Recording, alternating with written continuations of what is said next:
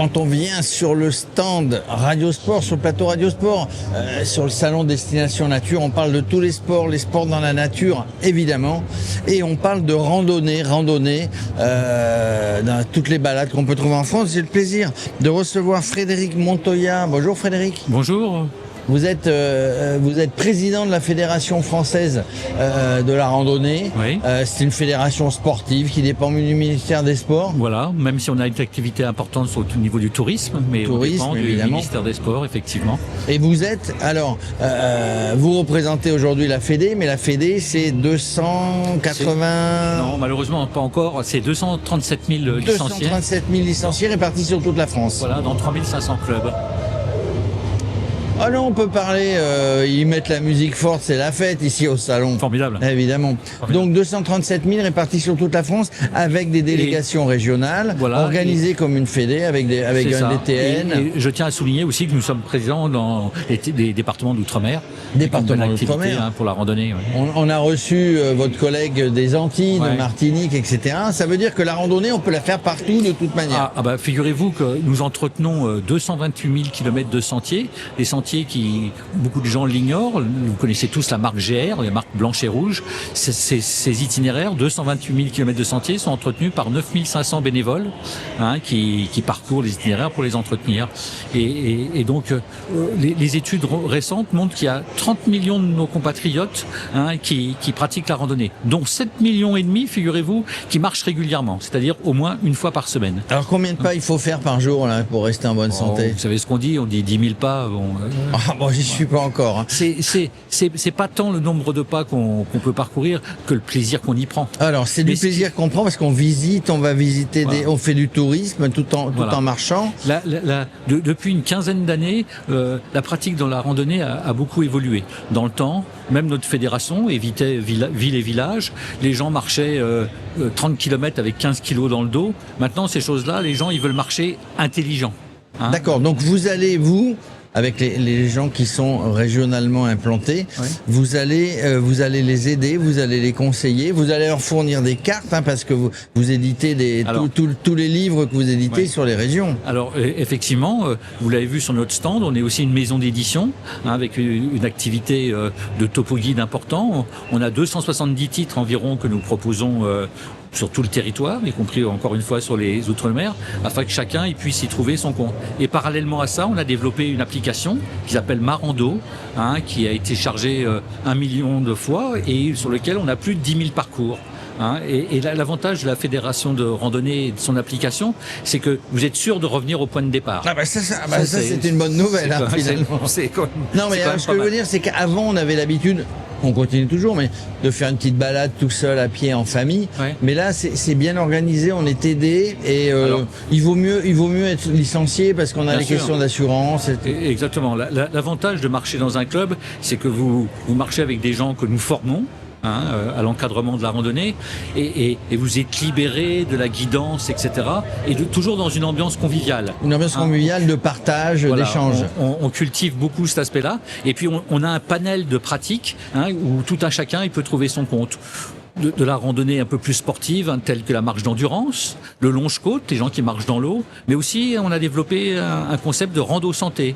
Moins vite, moins fort, moins loin, et qui s'adresse aux populations plus vieillissantes. Ça leur permet de se maintenir dans les clubs, et c'est important. Est-ce qu'il y a de la marche nordique avec les bâtons? Oui, il y a une section marche nordique. Oui, bien sûr. Ça prend bien ça en France. Alors, deux choses par rapport à la marche nordique. Effectivement, ça prend bien, ça fait longtemps qu'on le développe. C'est la fédération de l'athlétisme qui a la délégation du ministère, mais ça empêche qu'on travaille en bonne intelligence. Et depuis récemment, on a une nouvelle pratique qui s'appelle les bâtons dynamiques. Alors ça, je connais pas. Alors, les bâtons dynamiques, c'est des bâtons de marche où il y a un ressort dedans.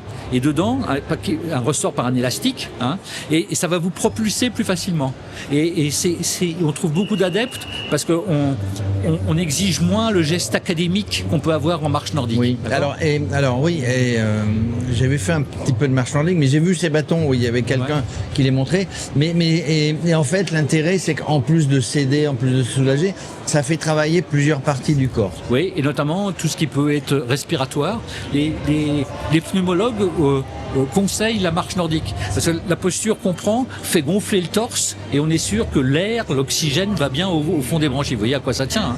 Donc c'est important et ça nous permet de répondre à une demande qui est importante.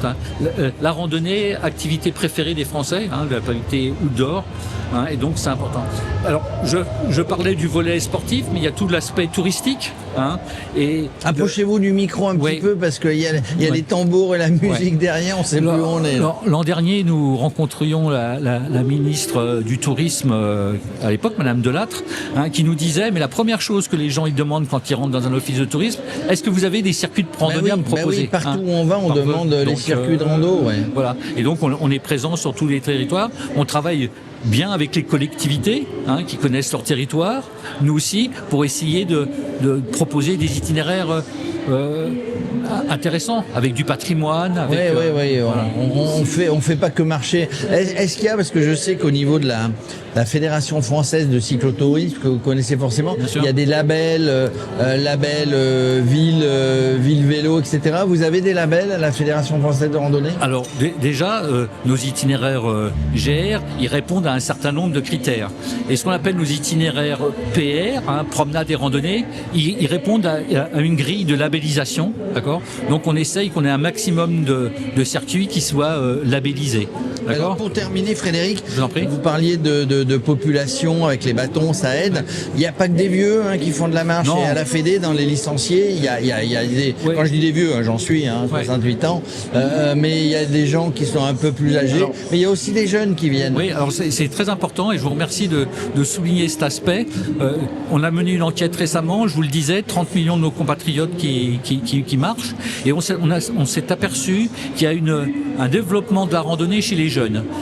Récemment, on a interrogé un jeune influenceur qui nous disait ce qui était tendance il y a 5-6 ans encore, c'était le samedi soir se retrouver en boîte de nuit, etc. Maintenant, ce qui est tendance, c'est de se retrouver le dimanche matin dans une gare pour aller marcher. En sortant de la boîte de nuit? Pas forcément, parce qu'il faut se reposer. Et aussi, chez les jeunes, une demande autour de la nature déconnectée.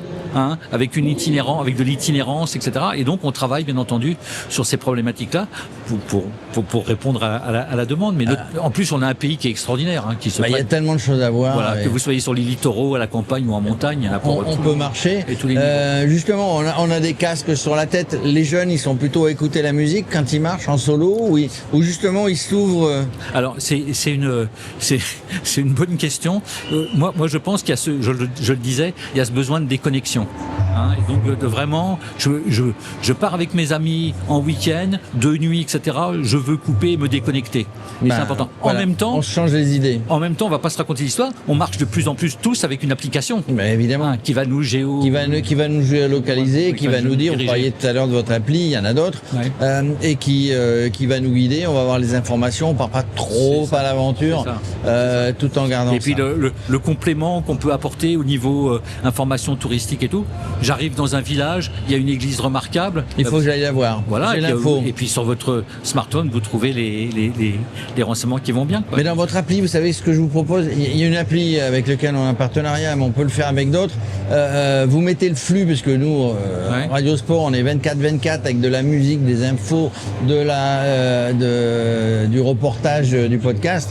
Vous mettez le lien et les gens en marchant, ils pourront nous écouter. Écoutez, on se rapprochera de vous. Allez, on se rapproche. Les salariés de ma fédération, dont j'ai une des directrices qui est devant moi. Madame la directrice, on va vous parler de quelque chose tout à l'heure. Séverine. Séverine, on va vous parler de quelque chose. Je disais, est-ce qu'elle est là, elle nous écoute? Il y a monsieur qui me propose... Je disais de mettre notre application, puisque nous on est un média, une radio, on l'a fait avec d'autres, c'est de mettre l'application Radio Sport dans votre appli, le flux, et les gens ils peuvent marcher, ils écoutent notre musique, ils écoutent les reportages, ils vont écouter l'interview de Frédéric. C'est pas mal ça, non? On reviendra vers vous pour... Allez, on note, c'est noté.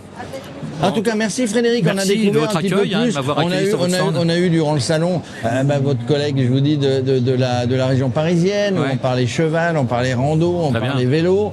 On a eu notre ami de la Martinique. On a eu notre ami aussi de la Côte d'Ivoire avec lequel vous êtes en contact, évidemment. Voilà. Vous êtes une terre d'accueil, alors. Radio Sport. Radio Sport, terre d'accueil. Tiens, c'est un nouveau slogan, ça. Pas mal, merci Frédéric. Merci, je rappelle, Frédéric Montoya, vous êtes le président de la Fédération française de randonnée.